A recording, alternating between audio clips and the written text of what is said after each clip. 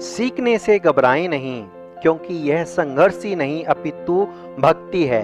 अगर जाननी है मंजिल की दूरी, तो पहले यह जान लें कि आपके तर्क में कितनी शक्ति है। नमस्कार, मैं रमन सारण, डायरेक्टर लक्ष्य कोचिंग क्लासेस। आप पढ़ेंगे मेरे साथ तर्क शक्ति।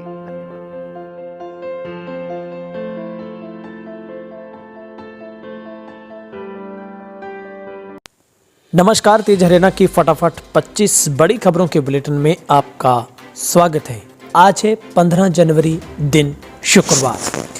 यदि आप हरियाणा से हैं तो पहली गुजारिश तो यही है कि आप चैनल को सब्सक्राइब जरूर करें। तो चलिए बिना कोई देरी शुरुआत करते हैं हरियाणा की सुबह सुबह की फटाफट 25 बड़ी अहम खबरों की।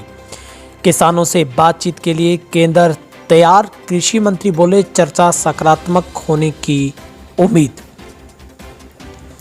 कृषि कानूनों के खिलाफ किसान आंदोलन का 50वां दिन रहा और आज सुप्रीम कोर्ट द्वारा बनाई गई कमेटी के एक सदस्य भूपेंद्र सिंह मान ने अपना नाम वापस ले लिया। उन्होंने कहा कि वे किसानों के साथ हैं। इस घटना के बाद किसानों और केंद्र के बीच बातचीत को लेकर भी सस्पेंस था, लेकिन सरकार ने कहा कि हम शुक्रवार को किसानों के साथ बातचीत के लिए तैयार रहे। कृषि मंत्री नरेंद्र सिंह तोमर बोले कि हमें उम्मीद है कि किसानों के साथ अगले दौर की बातचीत सकारात्मक हो सकती है। भारतीय किसान यूनियन के प्रवक्ता राकेश टिकैत ने कहा कि अगर सरकार 5 साल तक काम कर सकती है तो किसान इतने वक्त तक प्रदर्शन क्यों नहीं कर सकते। उन्होंने कहा कि हम सुप्रीम कोर्ट के फैसले का सम्मान करते हैं, लेकिन कमेटी से खुश नहीं है। हमारा प्रदर्शन तब तक जारी रहेगा जब तक सरकार कानून वापस नहीं ले लेती। 15 जनवरी को यानी आज सरकार और किसानों के बीच बातचीत होनी है। किसानों ने कहा है कि वे सरकार से बातचीत करने को तैयार हैं, लेकिन किसान जथेबंदियों ने साफ किया है कि वे किसी भी सूरत में सुप्रीम कोर्ट की कमेटी से बात नहीं करेंगे, क्योंकि कमेटी सरकार के लिए ही काम करेगी। वहीं एक्सपर्ट कमेटी को भी अभी तक सुप्रीम कोर्ट के आदेश के बाद नियुक्ति संबंधी कोई पत्र नहीं मिला है।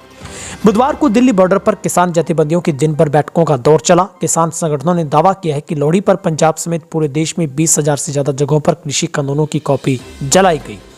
किसान नेता हरमीत सिंह कादियान ने बताया कि बैठक में फैसला लिया गया है कि 18 जनवरी को महिलाएं देश भर में हर जिला मुख्यालयों पर प्रदर्शन करेंगी।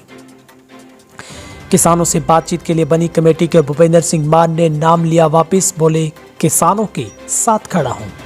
कृषि कानूनों पर किसानों से बातचीत के लिए 2 दिन पहले बनाई गई कमेटी से भूपेंद्र सिंह मान ने अपना नाम वापस ले लिया है। भारतीय किसान यूनियन के अध्यक्ष भूपेंद्र सिंह ने कहा कि वो किसानों के साथ हैं। फैसले की वजह बताने के लिए उन्होंने एक प्रेस रिलीज जारी की है। भूपेंद्र मान ने कहा है कि 4 लोगों की कमेटी में मुझे जगह दी गई है, इसलिए मैं सुप्रीम कोर्ट का धन्यवाद देता हूं, लेकिन एक किसान और यूनियन लीडर होने के नाते आम लोगों और किसानों की आशाओं को देखते हुए मैं इस कमेटी से अलग हो रहा हूं। मैं पंजाब और किसानों के हितों में समझौता नहीं कर सकता हूं, इसके लिए मैं किसी भी पद को कुर्बान कर सकता हूं और हमेशा पंजाब के किसानों के साथ खड़ा रहूंगा। कृषि कानूनों पर किसानों से बातचीत के लिए 2 दिन पहले बनाई कमेटी से भूपेंद्र सिंह मान ने अब अपना नाम वापस ले लिया है। कृषि कानूनों को चुनौती देने वाली याचिकाओं पर फैसला सुनाते हुए सुप्रीम कोर्ट ने 12 जनवरी को 4 सदस्यों की कमेटी बनाई थी। देश की पहली एयर टैक्सी ने भरी उड़ान, अब सिर्फ 45 मिनट में हिसार से चंडीगढ़ पहुंचाएगी एयर टैक्सी। हिसार जिले से गुरुवार को देश की पहली एयर टैक्सी ने उड़ान भरी है। हरियाणा के मुख्यमंत्री मनोहर लाल ने चंडीगढ़ एयरपोर्ट से हिसार के लिए पहली उड़ान को हरी झंडी दिखाकर रवाना किया। रीजनल कनेक्टिविटी स्कीम के तहत 2015 में शुरू हुई इस स्टार्टअप को भारत सरकार से सिविल एविएशन मंत्रालय ने मंजूरी दे दी है। एयर टैक्सी चलाने की जिम्मेवारी हरियाणा के कैप्टन वरुण को मिली है, जिन्होंने मकर संक्रांति के दिन हिसार के डोमेस्टिक एयरपोर्ट से राजधानी चंडीगढ़, देहरादून और धर्मशाला के लिए सेवा शुरू कर दी। इस सर्विस को भी सुलभ बनाने के लिए वेबसाइट में लॉन्च किया गया है। मुख्यमंत्री ने कहा कि टैक्सी अब तक सड़कों पर दौड़ती थी, लेकिन अब ये हवा से भी उड़ रही है। ये देखकर सुख महसूस हो रहा है, अच्छा लग रहा है देखकर कि आज हम कहां से कहां पहुंच गए। अगले चरण में 18 जनवरी को हिसार से देहरादून और तीसरे चरण में 23 जनवरी को हिसार से धर्मशाला के लिए भी सेवा शुरू हो जाएगी। हिसार से प्रदेश की राजधानी चंडीगढ़ की दूरी 244 किलोमीटर है। अब तक इस रूट पर सिर्फ रोडवेज की बसें ही एकमात्र साधन थी। ऐसे में हिसार से चंडीगढ़ आने जाने के लिए 4 से 4.5 घंटों का वक्त लगता था, लेकिन अब यह सफर सिर्फ 45 मिनट में कटेगा। शाह के निर्देश के बाद प्रदेश में नहीं होंगे राजनीतिक कार्यक्रम और किसान पंचायतें। कृषि कानूनों के विरोध में बुधवार को किसानों ने लोहड़ी के अवसर पर संकल्प दिवस मनाया। इस दौरान उन्होंने तीनों कृषि कानूनों की प्रतियां भी जलाई। कुंडली बॉर्डर पर कट्टों में भरकर प्रतियां रखी गई थी। इस दौरान किसानों ने सरकार के खिलाफ नारेबाजी कर लोहड़ी के गीत गाए। वहीं पर मंगलवार रात को सीएम मनोहर लाल और डिप्टी सीएम दुष्यंत चौटाला की मीटिंग में केंद्रीय गृह मंत्री अमित शाह ने करनाल के कैमला में हुई घटना पर फीडबैक लिया। इसके बाद शाह ने सलाह दी है कि प्रदेश में जब तक आंदोलन शांत नहीं होता तब तक कोई भी किसान महापंचायत या राजनीतिक कार्यक्रम न किया जाए। आंदोलन के बीच अब तक प्रदेश में कोई कार्यक्रम नहीं किए जाएंगे ताकि टकराव को टाला जा सके। मीटिंग में शामिल रहे शिक्षा मंत्री कंवरपाल गुर्जर ने कहा कि शाह ने सीएम मनोहर लाल के रैली में नहीं जाने के फैसले को सही बताया। उन्होंने सलाह दी है कि टकराव की स्थिति न बने, इसलिए कोई भी कार्यक्रम न किया जाए। सिरसा में पिता के सामने बेटे ने तड़प तड़प कर तोड़ा दम, हाथ छूटने पर गिरा था रोडवेज की बस के नीचे। हरियाणा के सिरसा जिले में रूह कंपा देने वाला एक दर्दनाक हादसा सामने आया है। एक पिता की आंखों के सामने उसके 16 साल के बेटे की मौत हो गई। बेटे ने तड़प तड़प कर दम तोड़ दिया। बेबस पिता को संभालने का मौका तक नहीं मिला। मौत का भयानक मंजर देखकर लोग भी एक बार तो बदहवास हो गए थे। हादसा गुरुवार सुबह भंडारा रोड पर हाउसिंग बोर्ड कॉलोनी के पास हुआ। बस में चढ़ते समय पिता के हाथ से बेटे का हाथ छूट गया और वह नीचे गिर गया, जिससे वह गिरा। बस का पिछला टायर उसके ऊपर से गुजरा और उसकी मौके पर मौत हो गई। वहीं पर हरियाणा के यमुनानगर में भी एक हृदय विदारक घटना सामने आई है। मंजर जिसने भी देखा उसका दिल दहल गया। यहाँ भारतीय सेना से कैप्टन रैंक से रिटायर्ड 80 साल के वृद्ध का एक सड़ा गला शव घर से बरामद हुआ है। पड़ोसियों की माने तो घर में 2 ही लोग रह रहे थे। इनमें से एक यानी कैप्टन का बेटा मानसिक विक्षिप्त था। उसे पता तक नहीं था कि उसके पिता की मौत हो चुकी है। पुलिस ने शव को पोस्टमार्टम के लिए भिजवाकर आगे की जांच शुरू कर दी है। प्राथमिक जांच में बुजुर्ग की मौत ठंड लगने की वजह से बताई गई है।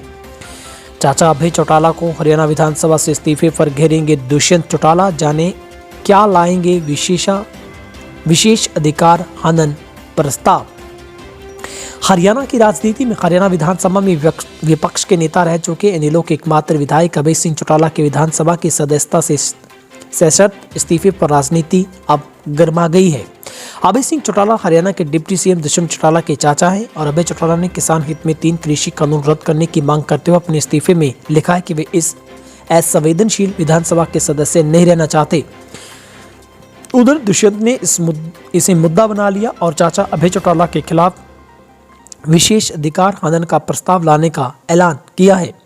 बीजेपी और जजपा ने अभय चौटाला को घेरने के लिए मिलकर यह रणनीति बनाई है। अभय चौटाला शुक्रवार से ही प्रदेश में ट्रैक्टर यात्रा शुरू करने वाले हैं। उन्होंने विधानसभा स्पीकर ज्ञानचंद गुप्ता को भेजे अपने इस्तीफे में कहा है कि यदि 26 जनवरी तक कृषि कानून वापस नहीं होंगे तो 27 जनवरी से उनका इस्तीफा स्वीकार किया जाए। ज्ञानचंद गुप्ता ने बुधवार को कहा था कि अभी तक इन्हें इस्तीफा नहीं मिला और ये इस्तीफा देने का तरीका नहीं होता। अभय को खुद आकर बिना कोई कारण बताए 2 लाइनों में इस्तीफा सौंपना होगा। हरियाणा में 24 फरवरी से पहले पंचायत चुनाव। दुष्यंत चौटाला ने कहा 200 नई पंचायतें और हुई शामिल। हरियाणा में पंचायती राज संस्थाओं ने जिला परिषद, ब्लॉक समिति व ग्राम पंचायतों के चुनाव समय पर ही होंगे।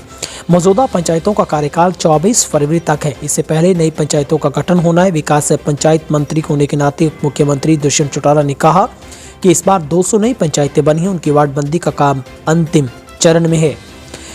चंडीगढ़ में मीडिया कर्मियों से बातचीत करते हुए डिप्टी सीएम ने दावा किया कि उनकी पार्टी में कृषि कानूनों को लेकर किसी तरह के मतभेद नहीं है। समूची पार्टी किसानों के हित में काम कर रही और पार्टी के तमाम नेता व कार्यकर्ता किसानों के साथ हैं। मोदी और शाह से मिलकर चंडीगढ़ लौटे दुष्यंत ने अपनी पार्टी के कार्यकर्ताओं के साथ न केवल मुलाकात की बल्कि बृहस्पतिवार को विभागीय बैठक भी ली है। पीएम मोदी और अमित शाह के समक्ष हरियाणा बीजेपी के जाट नेताओं पर उठे सवाल। दुष्यंत ने कही बड़ी बात। किसान आंदोलन के बीच हरियाणा बीजेपी के जाट नेता अब सवालों के घेरे में है। प्रधानमंत्री मोदी और गृह मंत्री अमित शाह के दरबार में हरियाणा के कुछ जाट नेताओं की भूमिका पर बड़े सवाल उठे हैं। मुख्यमंत्री खट्टर के नेतृत्व वाली बीजेपी सरकार में साझेदारी डिप्टी सीएम दुष्यंत चौटाला ने प्रधानमंत्री और गृह मंत्री को इस समझाने का कामयाब एक तरीका अपनाया कि उन्हें प्रदेश में बीजेपी का साथ देने पर राजनीतिक नुकसान हो सकता है। इसके बावजूद वे बीजेपी के साथ हैं, लेकिन बीजेपी के उन जाट नेताओं पर भी जवाब तलबी की जानी चाहिए जो 1.5 माह से रहे किसान आंदोलन की चिंगारी को भड़काने में भड़काने से रोकने में, इस पूरी चिंगारी को भड़कने से रोकने में कामयाब नहीं हो पाई। हरियाणा और दिल्ली की सीमा पर पिछले 50 दिनों से 3 कृषि कानूनों को रद्द करवाने की मांग को लेकर आंदोलन चल रहा है। करनाल के कैमरा में बीजेपी ने इन कानूनों के समर्थन में महापंचायत करने की रणनीति तैयार की थी, लेकिन आंदोलनकारियों ने बीजेपी का ये कार्यक्रम नहीं होने दिया। दुष्यंत के आग्रह पर अब बीजेपी के शीर्ष नेतृत्व ने आंदोलनकारी किसानों के समानांतर कार्यक्रम आयोजित करने पर फिलहाल रोक लगा दी है। हरियाणा में अब हरियाणा स्टाफ सिलेक्शन कमीशन की 16 व 17 को होने वाली भर्ती परीक्षाएं स्थगित। हरियाणा में 2 विभागों में होने वाली परीक्षाएं स्थगित कर दी गई हैं। हरियाणा कर्मचारी चयन आयोग द्वारा स्वास्थ्य विभाग और महिला बाल विकास विभाग में विभिन्न पदों पर भर्तियों की परीक्षा ली जानी थी। आयोग ने 16 व 17 जनवरी को आयोजित होने वाली इन परीक्षाओं को स्थगित कर दिया है। आयोग ने तकनीकी और प्रशासनिक कारणों का हवाला देते हुए कहा कि ये परीक्षाएं रद्द की गई हैं। अभी इन परीक्षाओं की नई तिथि घोषणा नहीं की गई है। आयोग परीक्षाओं की नई तिथि की घोषणा जल्द कर सकता है। HSSC ने स्वास्थ्य विभाग में MPHW staff nurse lab attendant के लिए पिछले 7 दिसंबर को आवेदन मांगे थे। इसके साथ ही आयोग ने महिला बाल विकास विभाग के लिए सुपरवाइजर ESI हरियाणा में भर्तियों के लिए 7 दिसंबर को आवेदन मांगे थे। दोनों विभागों में इन भर्तियों के लिए 16 व 17 जनवरी को लिखित परीक्षा आयोजित करने का कार्यक्रम जारी किया गया था। आयोग की ओर से नया परीक्षा कार्यक्रम जल्द ही जारी किया जाएगा। राव इंद्रजीत सिंह का बड़ा बयान, बोले हमें प्रधानमंत्री नरेंद्र मोदी पर विश्वास रखना चाहिए। केंद्रीय राज्य मंत्री राव इंद्रजीत सिंह ने कहा है कि जगह जगह प्रदर्शन हो रहे हैं, उनका क्या फल निकलेगा ये मुझे पता नहीं है, लेकिन मेरा मानना है कि देश हित में प्रधानमंत्री मोदी पर विश्वास करना जरूरी है। उन्होंने कहा कि वर्तमान प्रदेश सरकार हमारी वजह से बनी है। जब इस सरकार को बनाने में हमारा इतना भारी योगदान है तो हिसाब हमें अपने महत्व पर मिलना चाहिए। उन्होंने कहा कि मानेसर नगर निगम के गठन की प्रक्रिया भी शुरू हो गई है, जिसे लेकर चिंता व्यक्त की जा रही है। जब हमारी जेब से हाउस टैक्स के नाम पर पैसा निकाला जाएगा। राव इंद्रजीत ने ये बातें बृहस्पतिवार को गांव शिकोहपुर से एक जनसभा को संबोधित करते हुए कही। वह जिला परिषद के पूर्व चेयरमैन राव अभय सिंह की माता स्वर्गीय नंदकौर की प्रतिमा का अनावरण करने पहुंचे थे। उन्होंने कहा कि मेरा प्रयास रहेगा कि मानेसर नगर निगम में शामिल किए गए गाँव के लोगों से हाउस टैक्स न लिए जाएं। उन्होंने कहा कि दिल्ली में ग्रामीण ने हाउस टैक्स नहीं लिया जाता। न साथ ही कहा कि गुरुग्राम में भी नगर निगम बना तब से उनका यही मत था। अभय चौटाला का दावा, 26 जनवरी के बाद लगेगी इस्तीफे देने वालों की लाइन और गिर जाएगी सरकार।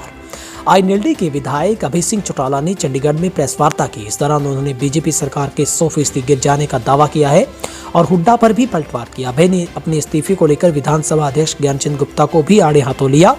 इसी दौरान अभय चौटाला ने शुक्रवार को होने वाली ट्रैक्टर रैली के रूट की भी जानकारी दी। अभय चौटाला ने पत्रकारों को संबोधित करते हुए कहा कि मेरे दादा चौधरी देवीलाल ने प्रधानमंत्री का पद ठुकराया था। उन्होंने इंडियन नेशनल लोक दल की स्थापना की थी। अब वे उन्हीं के नक्शे कदम पर चलते हुए विधायक पद से इस्तीफा दे रहे हैं। उन्होंने कहा कि इस्तीफे पर नुक्ताचीनी करना आसान होता है, लेकिन इस्तीफा देना मुश्किल काम है। अभय ने कहा कि विधायक पद उनके लिए मायने नहीं रखता है। दिल्ली बॉर्डर पर बैठे लाखों किसानों की हालत देखते ही उनका हौसला बढ़ाने के लिए उन्होंने इस्तीफा दे दिया है। खट्टर शाह की मुलाकात पर हुड्डा ने दी प्रतिक्रिया, कहा इन्हीं हालातों की वजह से हो रहा है मिलना। हरियाणा के पूर्व मुख्यमंत्री हुड्डा ने प्रदेश के मुख्यमंत्री खट्टर की केंद्रीय गृह मंत्री से हो रही मुलाकातों पर तल्ख टिप्पणी करते हुए प्रतिक्रिया दी है। हुड्डा ने कहा कि हरियाणा सरकार लोगों का विश्वास खो चुकी है, विधायकों को भी विश्वास खो चुकी है। सरकार संकट मोचक ढूंढ रही है। उन्होंने कहा कि सरकार का स्टैंड जन भावनाओं के खिलाफ रहा है। जन भावनाओं के खिलाफ जो भी स्टैंड होता है वो लोग नाराज होते हैं। इन्हीं हालातों की वजह से सरकार आलाकमान से बार बार मिल रही है। हुड्डा ने अविश्वास प्रस्ताव के मुद्दे पर बड़ा बयान देते हुए कहा कि सरकार के विधायकों के हर रोज बयान आ रहे हैं। जजपा के विधायक व निर्दलीय विधायक कृषि कानूनों के खिलाफ हैं। उन्होंने कहा कि राज्यपाल से यही मांगे कि जल्दी सेशन बुलाया जाए।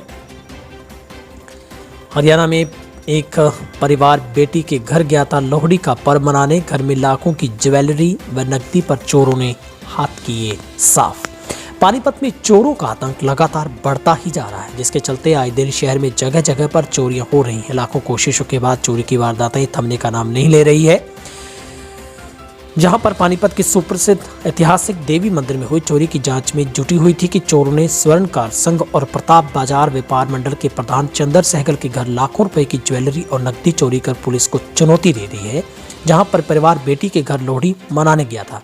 चोरी की घटना एक चोर सीसीटीवी कैमरे में कैद हुआ है, जो घर के आंगन में खड़ा है और मंकी कैप पहनी हुई है। संभावना है कि उसके अन्य साथी भीतर चोरी कर रहे थे जब वे बाहर पहरा दे रहा था। चंदर सहगल के मुताबिक बीती रात वे लोहड़ी मनाने बेटी के घर फरीदाबाद गए हुए थे। हालांकि रात को वह वहां से घर के लिए निकल गए थे, लेकिन रास्ते में धुंध के चलते सुबह 5 बजे अपने घर पानीपत पहुंचे। जैसे घर पर पहुंचे तो सामान अस्त व्यस्त पड़ा था। दारूहड़ा नगर पालिका के निर्वाचित चेयरमैन कंवर सिंह की 10वीं कक्षा की मार्कशीट के मामले में मुश्किलें बढ़ती जा रही हैं। पदभार संभालने से पहले ही नगर पालिका चेयरमैन के सर्टिफिकेट की जांच शुरू हो गई है, जहां पर डीसी ने एसडीएम को जांच सौंपी है, जिसकी पहली सुनवाई होगी और सुनवाई के लिए एसडीएम ने नोटिस भेज सबूतों के साथ दोनों पक्ष बुलाए हैं। आपको बता दें कि चुनाव आयोग ने उपायुक्त यशेंद्र सिंह के इस मामले की जांच करके रिपोर्ट देने के लिए कहा है, जिसके बाद इस मामले को लेकर जांच शुरू होगी। इस मामले में नगर पालिका के नवनिर्वाचित चेयरमैन कंवर सिंह पर फर्जी सर्टिफिकेट होने के आरोप लगे हैं। यह आरोप निकाय चुनाव में दूसरे नंबर पर रहे प्रत्याशी संदीप वोरा की तरफ से लगाए गए हैं। हरियाणा के स्कूलों में टीचरों का कोटा 34,000 शिक्षक कम, फिर भी नहीं भर्ती की प्रक्रिया शुरू। हरियाणा के सरकारी स्कूलों में शिक्षकों का बड़ा कोटा है। नवंबर 2020 के स्कूल शिक्षा विभाग के आंकड़ों के मुताबिक पहली से 12वीं तक विभिन्न श्रेणियों के शिक्षकों की 34,850 पद खाली हैं। स्कूल शिक्षा विभाग भर्ती पर बल देने के बजाय रेशनलाइजेशन पर आंकड़ों के माया जाल में उलझता ही जा रहा है। छिटपुट भर्तियों को छोड़ दें तो बीते कई साल से बड़ी भर्ती नहीं हुई है। टीजीटी पीजीटी के 10-10 हजार से अधिक पद खाली पड़े हैं। जीबीटी के खाली पदों का आंकड़ा 6,000 से ऊपर है। जीबीटी की आखिरी भर्ती 2012 में निकाली गई थी। 2014 में इसका परिणाम घोषित हुआ था। भर्ती विवादों में फंसी और नियुक्तियां 2017 में दी गई हैं। टीजीटी पीजीटी की भर्ती में प्रदेश में लंबे समय से बड़े स्तर पर नहीं हुई है। इसका इक्का दुक्का भर्तियों को छोड़ दिया जाए तो इन दोनों श्रेणियों के रिक्त पदों को भरने में कोई ज्यादा रुचि नहीं दिखाई गई है। इससे स्कूल शिक्षकों की कमी गहराती जा रही है। विद्यार्थियों की परीक्षा परिणामों पर पढ़ना अब लाजमी है। इसका असर हरियाणा विद्यालय अध्यापक संघ के अध्यक्ष नवदीप चंद्र भारती ने कहा है कि कोरोना के कारण पहले से विद्यार्थियों की पढ़ाई पर विपरीत असर पड़ा है।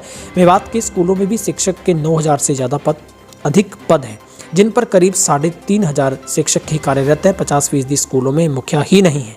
अतिरिक्त प्रभार देकर काम चलाया जा रहा है। भारती ने मांग की है कि जल्द से जल्द खाली पदों को भरा जाए। हरियाणा कांग्रेस प्रदेश अध्यक्ष का दावा, कई सत्तारूढ़ विधायक हमारी संपर्क में सीएम का पलटवार, जरा सावधान रहें। हरियाणा प्रदेश कांग्रेस अध्यक्ष कुमारी सैलजा के बयान ने गुरुवार को प्रदेश का राजनीति का पारा चढ़ा दिया है। सैलजा ने गुरुवार सुबह नई दिल्ली में कहा है कि भारतीय जनता पार्टी, जननायक जनता पार्टी निर्दलीय विधायक कांग्रेस के संपर्क में है। अगर हालात बने व जरूरत महसूस हुई तो कांग्रेस सरकार बनाने के लिए संविधान अनुसार कदम जरूर उठाएगी। वहीं हरियाणा के मुख्यमंत्री ने कांग्रेस प्रदेशाध्यक्ष कुमारी सैलजा के दावे पर कहा है कि उनको पता है या हमें पता है कि कितने लोग उनके संपर्क में हैं, जरा सावधान रहें, मेरा इतना ही कहना है। कुमारी सैलजा ने कहा कि सत्तारूढ़ विधायकों में नए कृषि कानूनों को लेकर नाराजगी है। सरकार में शामिल विधायक उनसे व कांग्रेस के अन्य विधायकों से बातचीत करते रहते हैं। इस दौरान उनका गुस्सा निकलकर सामने आता है। अनेकों विधायक किसान आंदोलन के समर्थन में हैं, लेकिन खुलकर कुछ नहीं बोल पा रहे। हरियाणा में 24 घंटों में पिछले 187 नए कोरोना के पॉजिटिव केस आए सामने। कुल संक्रमित मरीजों की संख्या 2,65,803 पर पहुंची। वहीं पर हरियाणा का रिकवरी रेट 98% के पार। 6 मरीजों की कोरोना की वजह से हुई मौत। उधर हरियाणा के नूंह, महेंद्रगढ़ और हिसार में कोई भी कोरोना का पॉजिटिव केस है वो सामने नहीं आया है। पानीपत में फिर ओढ़ी कोहरे की चादर, 10 मीटर रही विजिबिलिटी। अगले 3 दिन ऐसे ही रहेगा मौसम। पानीपत में गुरुवार की सुबह घने कोहरे के साथ हुई सुबह के समय विजिबिलिटी 10 मीटर रही, जिससे हाईवे पर वाहन चालकों को परेशानियों का सामना करना पड़ा। मौसम वैज्ञानिकों ने अगले 3 दिन सुबह और शाम घना कोहरा छाने के आसार बताए हैं। गुरुवार को सुबह 10 बजे तक अधिकतम तापमान 16 और न्यूनतम तापमान 7 डिग्री सेल्सियस दर्ज किया गया। मौसम वैज्ञानिक डॉक्टर डीबी दुबे ने बताया कि अगले 3 दिन घना कोहरा छाने के आसार है। रविवार तक आसमान में बादल छाए रहेंगे। अभी तक दिन में धूप देखने को मिल रही है, जिससे सर्दी से कुछ राहत मिलती है। शीत लहरों के कम होने से न्यूनतम तापमान में बढ़ोतरी की संभावना है, लेकिन कोहरा परेशान करेगा। राजस्थान से आई थी अमरूद की 3 गाड़ियां, एक एक कर खड़े ट्रक से टकराई। 3 घंटों में निकाला गया चालक का शव। हरियाणा के गोहाना में गुरुवार को एक सड़क हादसे में एक मौत हो गई, जबकि कई लोग घायल हुए हैं। ये सभी एक दूसरे के साथ थे। हादसे की वजह घने कोहरे को बताया जा रहा है। कोहरे के कारण अमरूदों से लदा एक टेम्पो ढाबे पर खड़े ट्रक में टकरा गया। इसके बाद एक एक पीछे से चल रहे 2 और टेम्पो में आन भिड़े। हादसा इतना भयानक था कि सबसे आगे वाली गाड़ी के चालक के शव को करीब 3 घंटे की मशक्कत के बाद निकाला जा सका। मृतक की पहचान राजस्थान के 29 साल के गणेश के तौर पर हुई है। दरअसल बुधवार रात राजस्थान के सवाई माधोपुर से 3 टेम्पो अमरूद भरकर चले थे। इनमें से एक को पानीपत, 2 को देहरादून के लिए जाना था। हरियाणा में फैले बर्ड फ्लू को लेकर नेशनल ग्रीन ट्रिब्यूनल ने 10 दिन में मांगी डिटेल रिपोर्ट। हरियाणा में फैले बर्ड फ्लू को लेकर अब एनजीटी ने हरियाणा से 10 दिन में डिटेल रिपोर्ट मांगी है। पहले एनजीटी ने हरियाणा से 2 दिन में रिपोर्ट तलब की थी, लेकिन चूंकि बर्ड फ्लू का प्रकोप पंचकुला के अलावा दूसरे जिलों में भी हो गया है, ऐसे में कुछ अन्य जिलों से भी मुर्गियां मरी हैं। अन्य जिलों की रिपोर्ट भी संबंधित विभागों को कंपाइल करवानी है। सारी रिपोर्ट को लेकर 10 दिन का समय दिया गया है। अब एनजीटी की बैठक 15 जनवरी को चंडीगढ़ में बुलाई गई। इस बैठक में हरियाणा, पंजाब, हिमाचल प्रदेश के अलावा चंडीगढ़ में बर्ड फ्लू को लेकर किए गए प्रयासों की समीक्षा की जाएगी। एनजीटी ने फिलहाल एक्सपर्ट मेंबर डॉक्टर बाबूराम को सभी जिलों में सरकार की ओर से किए गए प्रयासों का पता लगाने की जो जिम्मेवारी है वो अब सौंप दी है। हरियाणा में बर्ड फ्लू को लेकर वन्य प्राणी विभाग पूरी तरह से चौकसी बरत रहा है। सुल्तानपुर में करीब 40,000 विदेशी पक्षियों और बिंडावास में करीब 20,000 पक्षियों पर नजर है। 24 घंटे विभाग के अधिकारी कर्मचारी लगातार नजर रखे हुए हैं। फिलहाल हरियाणा के आज के इस फटाफट 25 खबरों के बुलेटिन में इतना ही। आपसे एक गुजारिश है, यदि आपने हमारे चैनल को सब्सक्राइब कर लिया तो आपका बहुत बहुत शुक्रिया। आप हमारी वीडियो को शेयर किया करें, कमेंट बॉक्स में अपनी राय रखा करें, और यदि आप पहली बार आए हैं तो चैनल को सब्सक्राइब जरूर कर लें। और आपसे गुजारिश है, किसान आंदोलन को लेकर आपकी कमेंट बॉक्स में राय रखें। मौजूदा जो अब सियासत का माहौल हरियाणा में है, खास करके इस्तीफों के वार को लेकर, सरकार के उस टकराव को लेकर, जहां पर कांग्रेस कहती है कि उनके संपर्क में कई विधायक हैं, लेकिन बीजेपी कहती है कि जेजेपी के साथ उसका जो संगम है वो बड़ा बेजोड़ है। इन तमाम बातों पर आपकी क्या प्रतिक्रिया, आप कमेंट बॉक्स में जाकर अपनी राय जरूर रखिएगा। आप सबका दिन शुभ रहे। शुक्रिया।